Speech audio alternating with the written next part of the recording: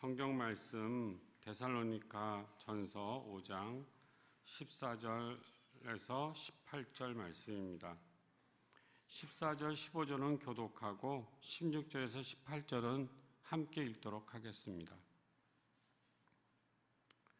또 형제들아 너희를 권면하노니 게으른 자들을 권계하며 마음이 약한 자들을 격려하고 힘이 없는 자들을 붙들어주며 모든 사람에게 오래 참아라.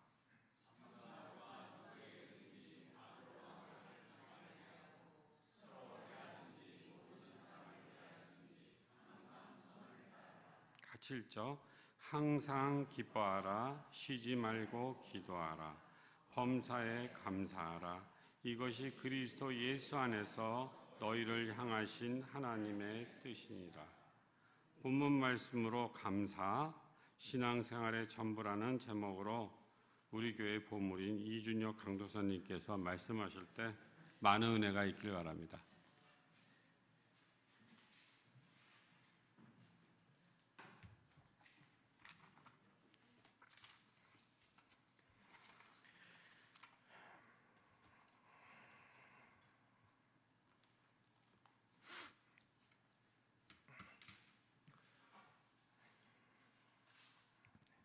오랜만에 이 자리에 섰습니다. 하나님의 은혜 가운데서 오늘 나누게 된 말씀이 장로님 말씀하신 것처럼 저희 모두에게 귀한 은혜의 시간이 되기를 바라며 함께 하나님의 말씀을 나누겠습니다.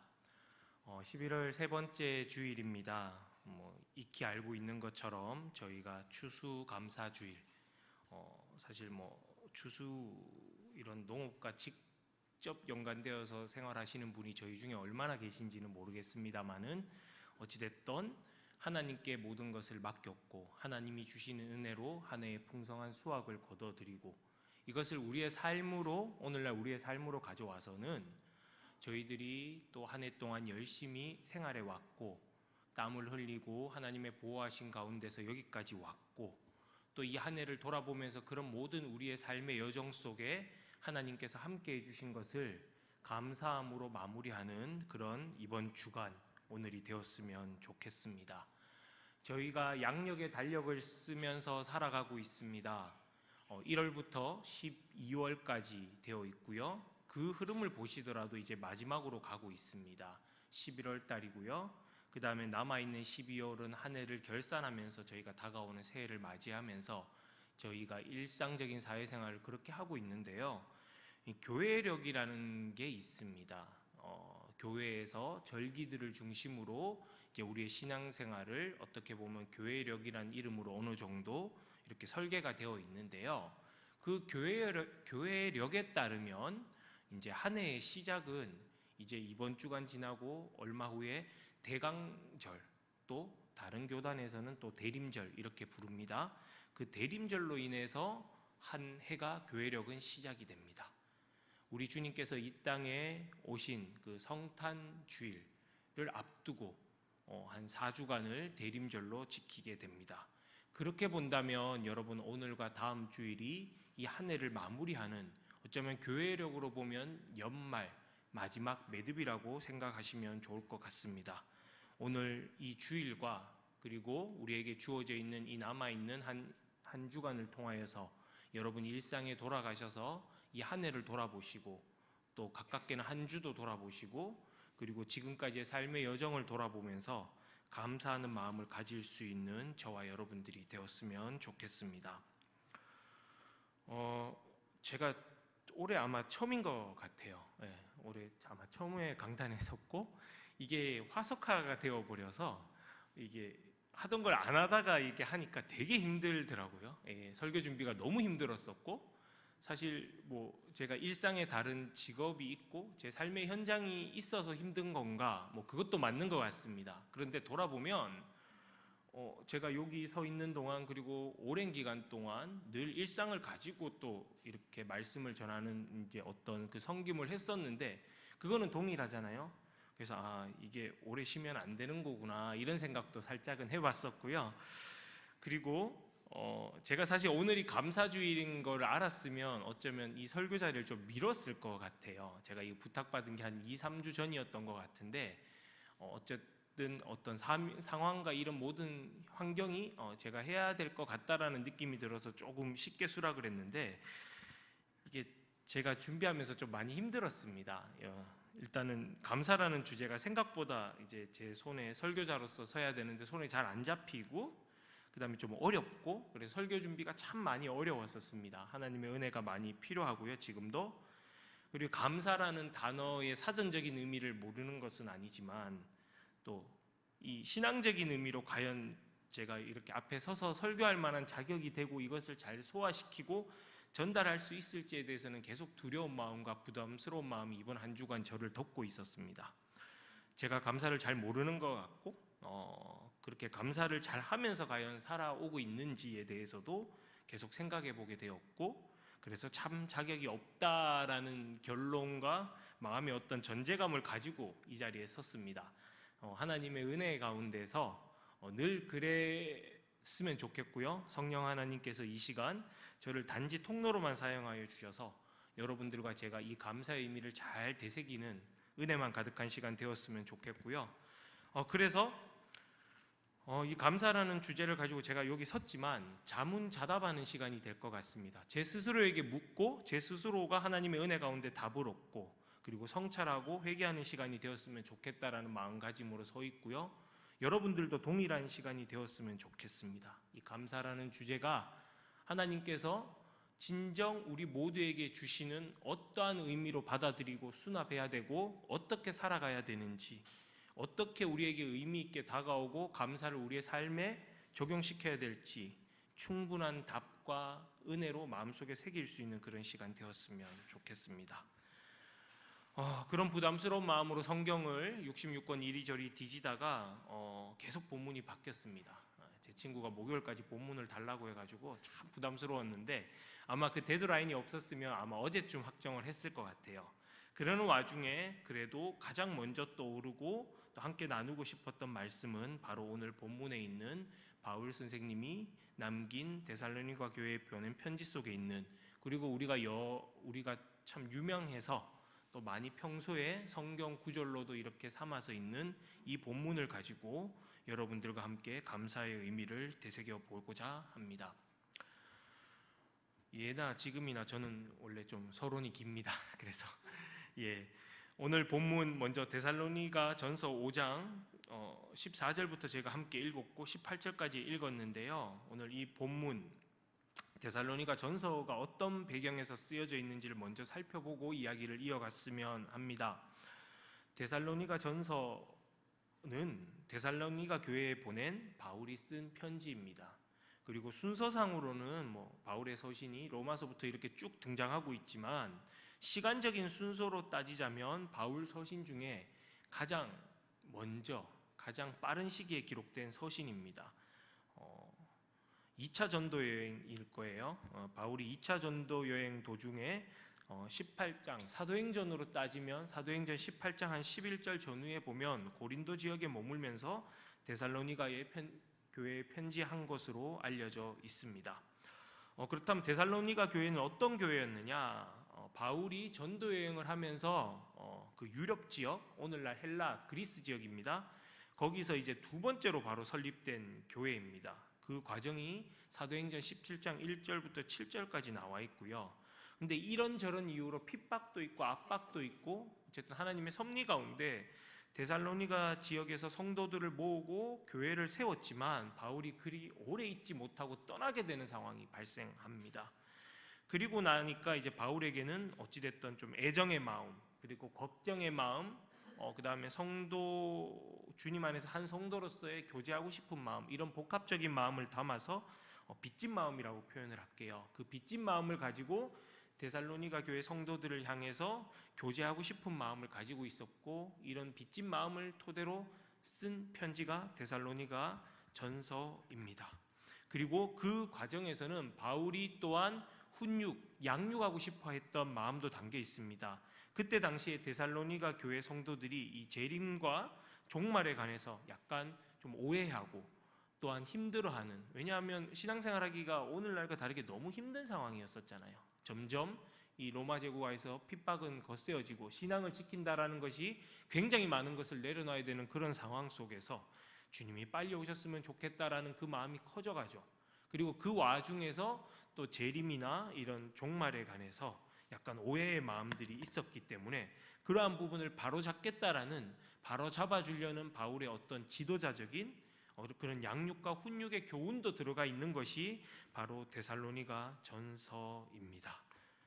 기본적으로는 편지, 서신입니다. 그래서 데살로니가 교회 성도들 향해서 사랑하는 마음, 보고 싶은 마음, 함께하고 싶은 마음, 그러나 현재 함께할 수 없는 마음, 그래서 사랑의 표현도 들어가 있고요. 그 다음에 어떤 신앙적인 감정의 여러 가지 어떤 표현도 들어가 있고요. 그리고 앞서 말씀드린 것처럼 교훈도 들어가 있고요. 구체적으로는 재림과 종말에 대해서 성도들이 신앙의 기반이 잘 잡힐 수 있도록 바울이 복음에 근간해서 교훈하는 내용까지도 잘 스며들어 있습니다.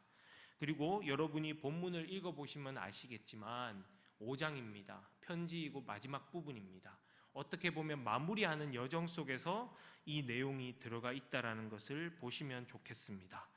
여러분이 가지고 있는 성경에 저희가 읽은 본문 위쪽에 보시면 권면과 끝인사라고 12절 위에 적혀 있을 겁니다. 바울이 이런저런 감정들, 사랑의 고백들, 믿음의 권면들 다 하고 신앙적인 교훈을 다 나누고 나서 이제 진짜 축복의 말씀을, 축복의 권면을 성도 간에서 서로 나누는 그런 여정에서 이 말씀이 나왔습니다. 사실은 12절부터 22절까지 다 읽고 싶었고, 정확히 말하면 이런 본문들은 설교의 자리가 아니고 시간적인 제약이 없다면 저는 그냥 편지이기 때문에 처음부터 끝까지 완만하게 다 읽으면서 여러분들과 나누고 싶었는데 그런 자리는 아니고 또 시간적인 제약이 있으니까 좀 끊어서 읽었습니다. 14절 말씀을 먼저 한번 보시면 좋겠습니다. 5장이고 제가 말씀드린 대로 끝부분이기 때문에 권면의 편지의 마지막이고 진짜 하고 싶은 말을 다시 한번 정리해서 했던 말씀이라고 생각하면 좋을 것 같아요. 14절을 제가 한번 여러분들에게 읽어드리겠습니다. 또 형제들아 너희를 권면하노니 게으른 자들을 권계하며 마음이 약한 자들을 격려하고 힘이 없는 자들을 붙들어주며 또 모든 사람에게 오래 참으라고 바울 선생님이 말하고 있습니다. 14절에 있는 내용을 한마디로 말하면 바울 선생님이 권면한다라고 이야기하면서 그 내용을 구체적으로 들어가 보면 권계, 그리고 격려, 그리고 붙들어주고 인내하라고 이 네 가지의 키워드를 중심으로 권면하고 있습니다. 바울이 데살로니가 교회의 성도들을 권면하는데 게으른 자들은 권계해서 이끌어가고, 그 다음에 마음이 약한 자들은 너희들이 격려해서 힘을 북돋아 주고, 그 다음에 힘이 없는 자들은 너희들이 붙들어서 함께 해주고, 그리고 이 모든 사람들에게는 여러분들이 보편적으로 오래 참는 인내의 마음을 보이라고 권면하고 있습니다. 그리고 15절을 한번 볼까요? 15절에 이어지는 말씀은 삼가 누가 누구에게든지 악으로 악을 갚지 말게 하고 서로 대하든지 모든 사람을 대하든지 항상 선을 따르라 라고 이야기하고 있습니다. 15절의 말씀을 여러분들이 앞에 수식어들을 다 빼고 항상 선을 따르고 선에 거하여라, 선한 사람이 되어라, 선한 것을 행하고 중시하는 사람이 되어라는 바울의 권면으로 이해하면 좋겠습니다. 그리고 나서는 우리가 인지도도 높고 자주 접하고 요절처럼 외우는 말씀이 나옵니다. 바울 선생님이 데살로니가 교회의 성도들에게 권면합니다. 기뻐하십시오 여러분. 근데 언제 기뻐하라고요? 항상 기뻐하라고 이야기합니다. 그리고 17절에 가서는 여러분 또 기뻐하는 것만큼 기도하십시오. 근데 언제 기도하라고요? 쉬지 말고 기도하라. 앞에 수식어가 그렇게 붙어 있습니다.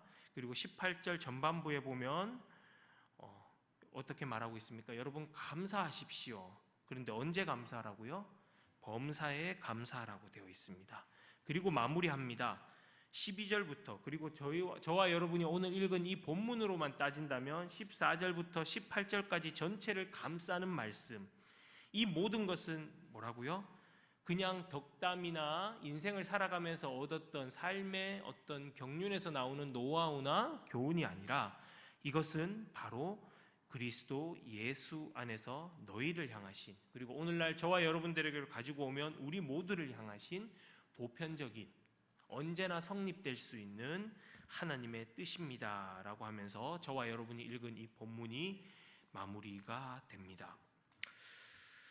14절부터 18절까지 여러분 그 바울의 이 끝인사이면서 데살로니가 교회 성도들 향한 이 권면을 보면서 본질적으로 계속 반복되는 단어가 있는데, 그것은 바로 항상, 언제나라는 그 타이밍을 이야기하고 있다라는 겁니다.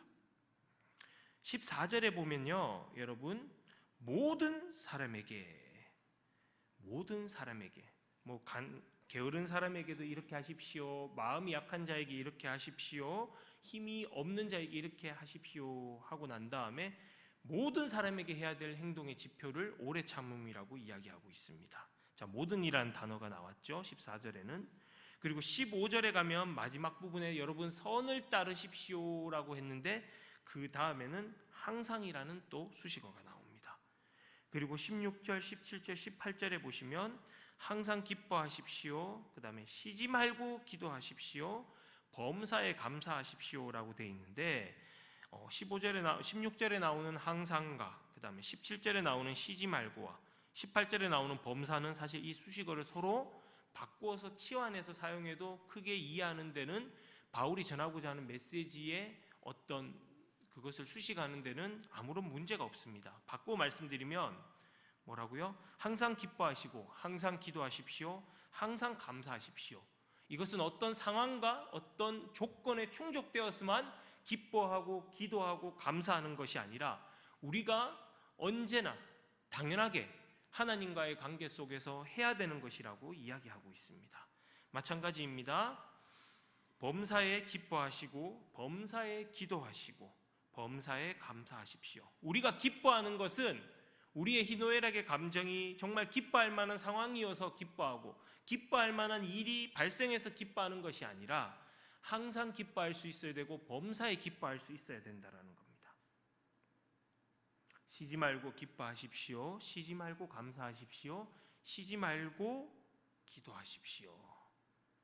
바꾸어 말하면 여러분, 우리가 신앙인으로서 가져야 되는 모든 사람에게 오래 참음, 즉 인내하는 것과 그 다음에 항상 선을 행하는 것과 그 다음에 우리가 기뻐하는 것과 기도하는 것과 감사하는 것은요, 어떤 상황에서 하는 것이 아니라 우리가 하나님의 자녀로 태어났고 하나님의 자녀임을 믿고 고백하면 반드시 언제나 우리가 상황을 뛰어넘어서 어떤 순간 속에서도 우리의 일상을 통해서 우리의 전 삶을 통해서 해야 될 행동이 바로 기뻐하는 것과 선을 행하는 것과 오래 참는 것과 기도하는 것과 그리고 오늘의 주제인 바로 감사하는 것이라는 겁니다.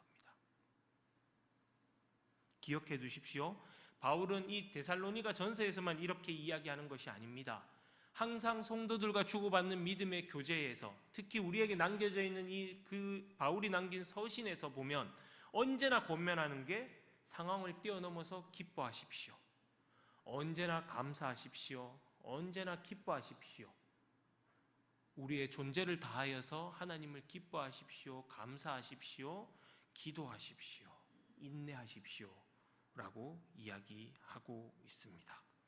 자, 이 본문을 중심으로 이제 감사는 어떤 것인지 우리가 오늘의 이 주제를 한번 조금만 더 깊이 들어가 보고자 합니다. 감사는 오늘 본문을 통해서 살펴볼 수 있는데요, 감사는 누구에게 하는 것입니까? 바로 하나님께 하는 겁니다. 우리가 바로 하나님의 자녀이기 때문에 그렇습니다. 그리고 오늘 이 본문이 교훈하고 있습니다. 범사에 감사하십시오. 그런데 그 감사는 바로 그리스도 예수님 안에서 하나님을, 우리를 향하신 하나님의 뜻이기 때문에 우리의 감사 대상은 바로 하나님이 됩니다. 바울의 편지를 보면요, 빌립보서도 그렇고 골로새서도 그렇고 항상 시작할 때에 그러한 내용들이 나옵니다. 내가 너희들을 인하여서 항상 우리 하나님께 감사한다. 그리고 너희 교회에 이러한 일들이 있고 너희들이 충만하고 영적으로 장성한 것으로 인하여서 내가 내 하나님께 감사한다 라고 되어 있습니다. 사랑하는 성도 여러분, 우리가 감사하는 삶을 살아야 되는데 그 감사의 본질적이고 원형적이고 제일 먼저 우리가 향해야 되는 대상은 너무나도 당연한 이야기지만 하늘에 계신 우리 하나님입니다. 이것은 오늘 이 본문에도 기록되어 있는 바울의 권면이고 동시에 바울 서신 전체에서도 바울이 항상 신앙 고백으로 나오는 고백이고 또 성경 전체에 흐르고 있는 교훈입니다. 사랑하는 여러분, 감사는 바로 우리가 본질적으로 하나님께 하는 것임을 기억하시기 바랍니다. 두 번째, 감사는요 또 육하 원칙에 의해서 언제 어떨 때 하는 것이냐. 오늘 본문에 답이 나와 있죠. 범사에 하는 것입니다. 항상 하는 것입니다. 우리의 존재가 있는 한 쉬지 않고 해야 하는 것이 바로 감사의 마음이고 감사의 타이밍입니다. 그리스도 예수를 믿지 않고 자기 자신이 인생의 주인으로 살아가는 세상의 사람들도요, 그들도 감사할 줄 압니다. 근데 그들의 감사의 기저에는 어떠한 것이, 어떠한 상황이 정말 내가 감사할 만한, 기쁠 만한 일이 있어서 어떤 무언가 결실을 거둬들여서, 즉 모든 근거가 바로 그 상황과 어떤 이벤트에 기저를 두고 있습니다. 그런데 우리는요, 물론 저희도 그러한 기쁜 일들에 인해서 감사를 하죠. 그러나 그 감사의 대상이 비로소 하나님이라고 먼저 제가 말씀드린 것처럼 우리의 감사는 차원이 달라야 합니다. 상황을 뛰어넘어서, 환경을 뛰어넘어서, 때로는 현실을 뛰어넘어서 지금은 이해할 수 없을지라도 나의 존재의 기저에 나를 창조하시고 나를 지으신 모든 존재의 근원 되신 하늘에 계신 하나님 아버지가 계시기 때문에 우리는 감사할 수 있는 겁니다. 즉 우리의 감사의 근원은 하나님께 있다 있고 하나님이 바로 감사의 대상이기 때문에 우리의 감사의 내용도 내용이지만 그 감사의 시기와 상황은 어떠한 일에 인해서 어떠한 일을 판단하고 그 결과, 눈앞의 결과를 보고 감사하는 것이 아니라 항상 감사할 수 있고 상황을 뛰어넘어서 감사할 수 있다는 겁니다. 사랑하는 성도 여러분, 우리가 감사하는 마음을 가지고 감사를 실천할 때 그 감사의 순간은 나에게 기쁜 일이 있어서, 나에게 어떤 유익이 되는 일이 있어서 거기에 국한되는 것이 아니라 우리의 어떠한 순간을 뛰어넘어서 항상 범사에 감사해야 된다는 것을 기억하시길 바랍니다. 그래서 여러분, 기뻐하는 것과 기도하는 것과 감사하는 것은 다 연결되어 있어요. 상황을 뛰어넘어서 기뻐할 수 있어야 됩니다. 내 앞의 현실이 때로는 이해가 안 되고 이게 맞나라는 의심이 들 때에도 언제나 기도할 수 있어야 됩니다. 그리고 내가 원하는 나의 생각대로 되지 않을지언정 하나님께 감사할 수 있어야 됩니다. 사랑하는 성도 여러분, 우리의 감사의 타이밍과 시기는 현실과 상황과 환경과 어떠한 사건에 근거를 둔 것이 아니라 하나님이기 때문에 범사에 항상 언제나 늘 감사할 수 있어야 됨을 기억하시기를 바랍니다. 그리고 감사는요, 어떻게 하는 것이냐? 우리의 입으로 고백하고 마음에 그것을 새기는 것으로 우리가 감사를 고백해야 됩니다. 즉 감사는 신앙으로 고백하는 겁니다. 입으로 시인하고 마음에 새기는 것이 바로 감사입니다. 시편을 보시면요, 하나님을 찬양하고 하나님을 기뻐하는 시편의 노래들이 있잖아요. 그런데 106편 1절 같은 부분을 살펴보시면 여러분, 여호와께 감사하라, 그의 선하심과 인자하심이 영원함이기 때문이다 라고 고백하고 있습니다.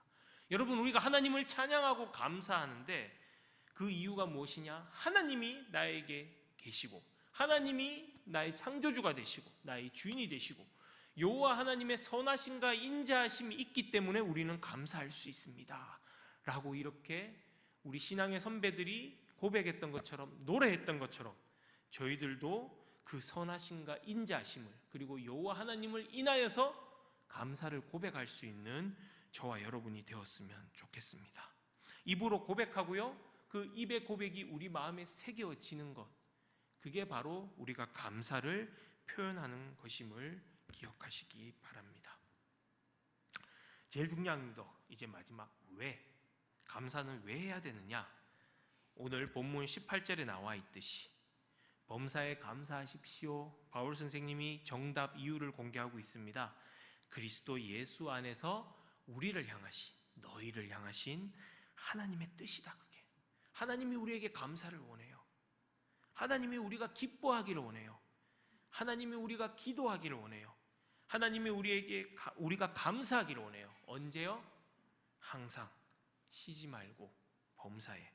우리가 왜 감사해야 되느냐? 그것은 하나님의 뜻이기 때문에 그렇습니다. 육하 원칙에 의해서 정리합니다. 감사는 누구에게 하는 것입니까? 우리가 하나님께 하는 것입니다. 언제 해야 됩니까? 범사해야 됩니다. 항상 해야 됩니다. 늘 감사를 마음에 품어야 됩니다. 어떻게 하는 겁니까? 우리의 입으로 고백하고 마음에 새기는 것입니다. 그리고 이거 왜 해야 됩니까? 우리의 구원자이시고 우리의 아버지 되시고 우리의 주인이 되시는 하나님께서 우리에게 진정 원하시는 것이기 때문에 해야 합니다. 제가 오늘 설교 제목을 감사 신앙생활의 전부라고 제가 정했는데요. 그렇다면 신앙생활의 전부라는 말은 없으면 안 된다라는 거잖아요. 감사가 없는 신앙생활이 존재할 수 있을까? 제가 돌아보니까 아까 설교 준비가 힘들다고 했는데 제가 그렇게 감사를 잘하는 사람인가 돌아보니까 참 많이 부족한 걸 느꼈습니다. 감사가 없는 신앙생활이 존재할 수 있을까? 감사가 없는 신앙생활 여러분 존재할 수 있을까요? 어떻게 생각하세요? 저 사람은 믿음은 좋은데 성격은 개팍해. 이것도 사실 좀 양립되기 어렵죠. 저 사람은 되게 신앙이 좋은데 성품은 엉망진창이야. 이것도 여러분 잘 따져보면 존재하기 어려운 겁니다. 저 사람은 되게 신앙이 좋은 것 같아. 신앙은 좋은데 감사는 1도 안 하는 사람이야. 여러분 이거 양립될 수 있을까요? 저는 양립될 수 없다고 봅니다. 신앙이 좋다 나쁘다 사실 하나님만이 판단할 수 있는 거고 우리는 겉으로 드러나는 것만 판단하기 때문에 이 말 자체도 사실은 어폐가 어느 정도 있습니다만은 제가 여러분에게 드리고 싶은 말씀은 우리가 하나님과의 관계가 좋다. 즉 신앙생활을 잘한다. 감사가 없이 신앙생활 잘할 수 없다라는 겁니다. 그것을 성경을 통해서 한번 살펴보고자 합니다. 레위기를 보면요, 하나님께서 구약에서 레위기를 하나님이 이스라엘 백성과 언약을 체결하면서 너희들이 이렇게 나를 따라줬으면 좋겠다, 내 마음이다 라고 하면서 레위기에 이 하나님의 마음을 돌판에 새겨서 줬어요. 7장 12절 같은 데 보면 감사함으로 너희들이 나에게 나오길 바란다. 감사제, 화목제 이런 하나님께 제사 드리는 오늘날 따지면 예배 드리는 방법 속에 너희가 감사함으로 나에게 나오기를 바란다라고 해놨습니다. 레위기 22장 29절 한번 말씀을 좀 띄워주시면요, 이 레위기의 맥락이 쭉 이어지는 가운데 하나님께서 이스라엘 백성에게 말씀하십니다. 너희가 여호와께 감사 제물을 드리려거든 너희가 기쁘게 받으심이 되도록 드려라 라고 되어 있어요. 하나님이 기쁘시게 받을 수, 감사함으로 너희의 마음까지도 그 제사 속에 담아서 드리라는 겁니다. 레위기에만 그렇게 하나님이 감사함으로 하나님 앞에 나오라고 표현한 것이 아닙니다. 수많은 시편을 남겼던 다윗의 그 시를 보십시오. 그 시에는 하나님의 인자심과 선하심을 찬양하고 그 하나님께 감사하는 내용들이 가득 담겨 있습니다. 다윗이 승전 후에 돌아왔을 때도 그는 항상 하나님께 감사했습니다. 어떠한 일이 있을 때도 감사했고요. 그가 하나님께서 관역을 벗어나서 엉뚱한 길로 갈 때 선지자들을 통해서 그의 죄를 지적할 때도 즉각 회개하고 그 회개 속에 다윗이 하나님을 향하여서 나에게 창조주가 있고 구원자가 있고 내 발걸음을 인도하시는 하나님께 감사하는 고백을 드렸습니다. 성경에 있는 수많은 믿음의 선배들의 모범이 바로 감사가 신앙생활에 함께 동반되어 있음을, 하나님과의 관계에 동반되어 있음을 보여주고 있습니다. 솔로몬도 그렇습니다. 하나님 앞에 엎드려서 그가 성전을 완공한 이후에도 감사의 고백을 드립니다. 그리고요, 수없이 많은 믿음의 선배들이 그랬습니다만 우리의 가장 믿음의 근본이 되시는 예수님의 경우를 살펴보아도 그렇습니다. 누가복음 22장 19절을 한번 잠시 띄워주시면 감사하겠습니다. 예수님은 이 본문뿐 아니라 늘 하나님께 시간을 따로 구분해서 항상 기도하면서 그가 하나님께 감사의 기도를 우리 예수님이 드리셨고요. 또 누가복음 22장 수없이 많은 것 중에 하나만 찾아봤습니다. 또 떡을 가져 감사 기도하시고 떼어 그들에게 이르시되 이것은 너희를 위하여 주는 내 몸이고 너희가 이를 향하여 나를 기념하라라고 말씀하십니다. 예수님 항상 어떤 떡을 떼시기 전에 나아가시 전에 항상 하늘의 하나님께 감사 기도를 드리셨습니다. 기도와 감사를 통해서 하나님과 그 관계를 가졌다라는 말씀을 드리고 싶습니다. 그리고 제가 아까 말씀드렸죠. 우리 바울 선생님, 그는 서신, 수없이 많은 서신들을 남기고 믿음의 교제를 할 때 그는 항상 감사의 고백을 드렸는데요. 딱 하나만 찾아보겠습니다. 빌립보서 1장 3절 말씀을 띄워주시면 보세요. 빌립보 교회에 편지를 보내면서 그가 가택연금 상태에서 이제 옥중서신이라 알려져 있는 빌립보서, 에베소서, 골로새서, 빌레몬서 이런 편지들을 남기면서 바울이 내가 비록 너희들과 떨어져 있지만 그래서 함께 지금 보지는 못하지만 너희들을 생각할 때마다 나는 기쁘다. 그런데 내가 너희들을 생각할 때마다 너희들을 알게 하고 만나게 하고 교제할 수 있게 해주신 하나님께 감사한다. 그렇게 되어 있습니다, 여러분. 골로새서를 봐도 그렇습니다. 편지의 서두에나 마지막 부분에 바울은 항상 그 감사를 표현하는데 그 감사의 대상은 항상 제일 먼저 이 모든 것을 이루신 나의 주인이 되신 하나님께 감사한다라는 겁니다. 사랑하는 여러분, 성경을 통해서 수없이 많은 믿음의 선배들의 교훈을 통해서 성경에 나와 있는 수없이 많은 믿음의 고백들을 통해서 우리가 얻어야 될 교훈, 그것은 바로 감사가 없는 신앙생활은 없다. 이것은 믿음의 선배들도 일관되게 보여주는 신앙의 교훈이다. 감사가 없는 하나님과의 관계는 존재할 수 없다. 감사가 없는 신앙생활은 없다라는 교훈을 얻을 수 있으면 좋겠습니다. 제가 마지막까지 설교 본문으로 고민했던 게 시편 136편이었어요. 여러분이 찾아보시면 좀 익숙할 겁니다. 제가 따로 구절을 준비하진 않았어요. 그냥 듣기만 하시면 될 것 같아요. 시편 136편은 한 26절로 구성되어 있는 시편이고요. 이게 이렇게 되어 있습니다. 여호와께 감사하라. 그는 선하시며 그 인자하심이 영원함이로다 라고 되어 있고요. 그 다음부터는 끝까지 하나님께 감사하는 내용들을 구절 하나씩을 기록되어 있습니다. 그래서 해로 낫을 주관하신 이에게 감사한다. 강한 손과 표심팔로 인도하신 이에게 감사한다. 바로와 그의 군대를 이스라엘 역사를 통해서 나오는 내용이죠. 홍해에 수장시키신 하나님께 감사한다. 그리고 후령꾼은 그 인자심이 영원하다. 그렇게 되어 있어요. 우리로 따지면 이게 적절한 비유, 구조상으로는 적절한 비유가 됩니다. 그 옛날 그 민요 중에 캐지나 칭칭나네가 있어요. 앞에 얼씨구 절씨구 기분 좋은 내용을 하고 마지막 후령구는 다 함께 캐지나 칭칭나네 이렇게 우리가 부르잖아요. 마찬가지예요. 이스라엘 민족들이 어떤 절기가 되고 하나님 앞에 나와서 감사의 노래에 고백을 드릴 때 하나님으로 인하여서 감사한다. 하나님이 그들에게 하신 일들을 인하여서 감사한다고 이렇게 26개나 되는 것을 나열한 이후에 다 함께 마지막으로는 뭐라고요? 그에게 감사한다. 그의 인자심이 영원하다라고 고백합니다. 그런데요, 136편 1절에는요, 여호와라는 존재 자체로 감사한다라고 시작하고 마지막에 26절에 가서 다시 하늘의 하나님께 감사한다.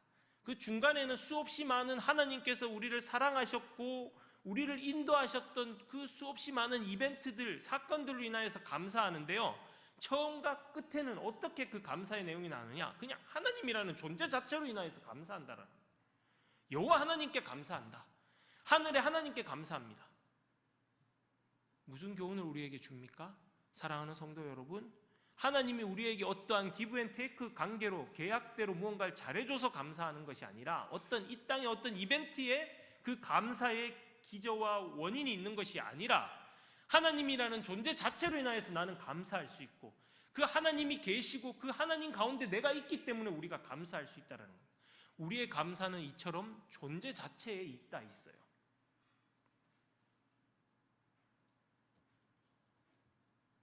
저는 아직 경험하지 못했고 경험을 못할 수도 있을 것 같은데 이제는 근데 제 친구 중에서 그 이제 결혼을 해서 자녀를 낳았는데 이 녀석이 맨날 힘들어요. 육아 때문에. 육아를 힘들어하고 차자리 난 뭐 이렇게 투잡, 쓰리잡을 해서라도 밖에서 돈 버는 게 편하지. 아이랑 뭐 이렇게 주말에 이렇게 토요일 날 아이 돌보는 게 너무 힘들다라는 고백을 해요. 그런데 뭐 이런저런 이야기를 나누다가 마지막에 근데 어느 순간인가 이런 고백을 하더라고요. 뭔가 근원을 알 수 없는 이 아이 존재만 생각해도 근원을 알 수 없는 기쁨이 마치 막 어떤 온천을 발견하면 물이 막 쉴 없이 올라오는 것처럼 이 근원을 뭔가 알 수 없는 샘솟는 기쁨이 있다는 게 그 아이 존재만 생각을 해도 그게 머리로 믿어졌어요. 저는 경험 안 해봤지만 이 마치 하나님과 우리의 관계도 비슷했으면 좋겠습니다. 비슷한 거고요. 사실 그게 원형이고 제가 말씀드린 그 예시는 모형이죠. 부모가 자식을 생각할 때 그 존재만으로 걔가 뭐 어떤 걸 해서 걔가 뭐 대단한 뭐 어떤 스펙을 가져서 그런 게 아니라 그 존재 자체만으로 기뻐할 수 있는 게 하나님이 원래 우리에게 만들어 놓은 모형입니다. 하나님과 우리의 관계가 원형이고요.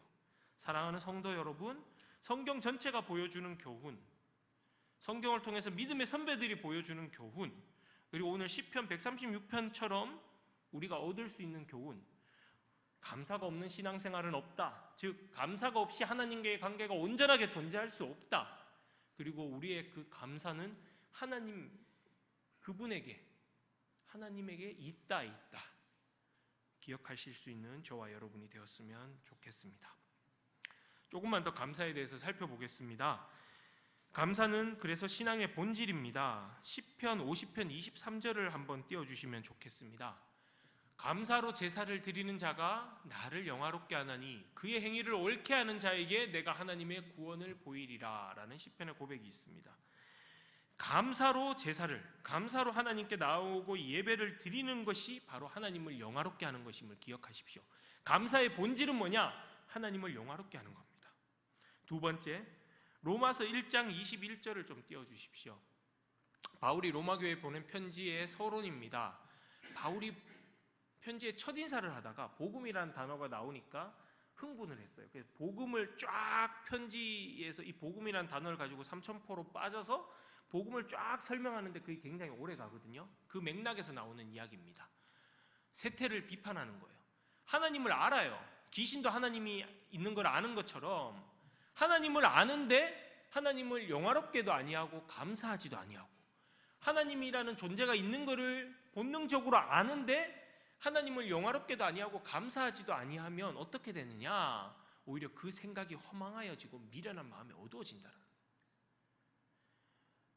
하나님을 알아요. 근데 하나님을 마음에 두기 싫어해요. 내 뜻대로 살고 싶어요. 하나님과의 거리를 둬요. 하나님과의 관계가 단절돼요. 그럼 어떻게 되느냐? 감사하는 마음도 없고 하나님을 마음에 두지 않고 사랑하지 않으면 생각이 허망하여지고 미련하여져서 하나님 없는 자가 된다는 겁니다. 사랑하는 여러분, 하나님을 알아도 감사가 없으면 바로 하나님과의 온전한 신앙이 성립될 수 없습니다.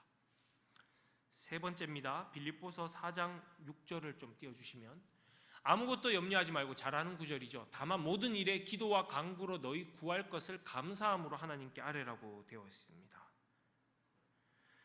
염려와 반대되는 것이 바로 기도와 간구와 감사입니다. 염려하지 말고 상황과 현실과 환경을 뛰어넘어서 염려하지 않고 걱정하지 말고 고민하지 말고 기도와 간구로 감사함으로 하나님께 아뢰는 것이 바로 신앙의 본질입니다. 마지막입니다. 디모데후서 3장 2절입니다. 바울이 디모데에게 보낸 유언과 같은 서신입니다. 그 후반부에 역시 이 시대를 비판하면서 나오는 내용입니다. 말세에 사람들이 자기를 사랑하는데 정말 극도로 사랑해요. 돈을 사랑해요. 사랑의 대상이 하나님이 아니라 자기 자신, 돈, 그리고 자랑, 교만, 비방, 부모를 교역하는 이런 세태가 나옵니다. 그런데 이 말세의 현상, 하나님 없는 사람의 현상의 주된 현상으로 바울이 뭐라고 이야기하느냐? 감사하지 않는다라는 겁니다. 그러니까 거룩하지도 않아요. 사랑하는 여러분, 말세의 신앙 없는 세태의 주된 현상, 그것은 감사가 사라진 거라는 겁니다. 정리합니다. 감사는 신앙의 본질입니다. 그래서 감사로 하나님께 예배하는 것만이 하나님을 영화롭게 기쁘시게 해드릴 수 있습니다. 그리고 하나님을 알아도 감사하는 마음으로 하나님께 나아가지 않으면 하나님 앞에서 온전한 신앙인으로 설 수 없습니다. 그리고 감사는 염려를 극복하고 걱정을 극복하고 하나님께 신뢰하는 우리의 가장 좋은 수단이 됩니다. 그리고 감사하지 아니하는 것, 이것은 바로 신앙 없는 말세의 악한 시대의 대표적인 특징이라는 것 여러분 기억하시기를 바랍니다. 한 해를 돌아보면 저희 참 많은 일들이 있었죠. 힘든 일이 있었고, 올 한 해를 돌아보면 아픈 일도 있었고, 장로님도 고백하신 것처럼 저희 안에 쓰라린 일들이 참 많았습니다. 우리의 연약함도 있었고 우리의 부족함도 있었고, 어쨌든 하나님 보시기에 우리의 연약함들을 참 많이 드러났던 시간들이라고 생각합니다. 이러한 상황들, 여러분들이 또 개별적으로 겪고 있는 희노애락들, 다양한 삶의 어떤 맥락 속에서 사실은 속상한 일도 많을 거고 감사하기 어려운 상황들도 있을 겁니다. 그러나 그럼에도 불구하고 제가 여러분들에게 말씀에 의지하여서 저에게도 그리고 여러분들에게 드릴 수 있는 권면은 여러분 언제나 감사하라는 권면입니다. 감사하고 이 상황을 뛰어넘어서 우리의 존재의 근원이 되신 하나님이 계시니까 우리는 감사하겠습니다. 그리고 그 하나님께 감사함으로 내가 늘 나오겠습니다. 지금은 내가 볼 수 없는 것 너무 많아서 아른거리기도 하고 희미하기도 하고 불안한 마음도 있을 수 있지만 난 영원하신 하나님, 그리고 선하신 하나님, 인자하신 하나님 그 한 분을 의지하며 감사하겠습니다라고 고백할 수 있는 저와 여러분이 되었으면 좋겠습니다. 여러분, 은혜라는 찬양 앞서 드렸죠. 그 은혜라는 찬양, 그 은혜를 생각하면 감사하지 않을 수가 없습니다. 그 감사하는 고백은 우리가 기도로 나올 수밖에 없습니다. 그리고 우리가 감사와 은혜의 고백을 가지고 있다면 우리 마음속에 세상 어떤 것도 줄 수 없는 영혼에 있다 있는 평안과 기쁨이 스며들 것입니다. 그리고 이 모든 것은 바로 믿음입니다. 결론적으로 말씀드리면요, 은혜에 속한 사람은 감사하게 되고요, 그리고 그 감사하는 사람은 하나님께 기도하고요, 그리고 그 기도하는 사람은 하늘이 주는 영원한 평안과 기쁨을 늘 소유하게 되고요, 그리고 겸손히 믿음을 가지고 하나님의 사랑을 누리는 사람이 될 수 있을 겁니다. 세상에 속한 사람은 다 이 반대예요.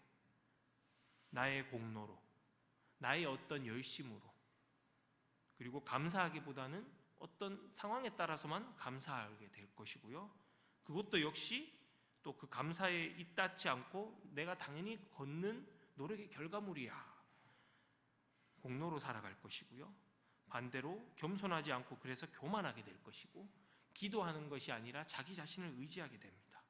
사랑하는 성도 여러분, 우리는 하늘에 속한 사람으로서 감사가 신앙생활의 전부이고 핵심이고 본질임을 기억하면서 은혜의 사람, 감사의 사람, 기도의 사람, 믿음의 사람, 평안의 사람, 그리고 하나님의 사랑에 속한 사람이 되었으면 좋겠습니다.